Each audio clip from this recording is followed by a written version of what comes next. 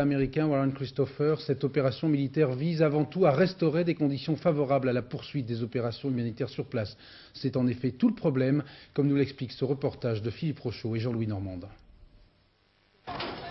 C'était l'une des dernières distributions de nourriture de l'Action humanitaire France dans la région de Mogadiscio.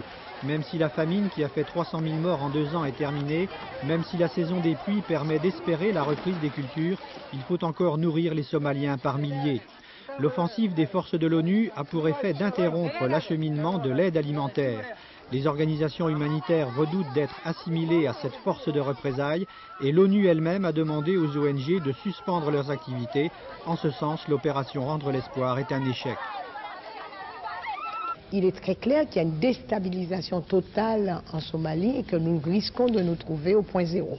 Au point zéro, puisque les chefs rebelles ont repris leur vieux démon. L'une des priorités en Somalie, c'est d'organiser de façon très efficace le désarmement. Faute de quoi, nous allons toujours nous trouver dans une situation de guerre civile.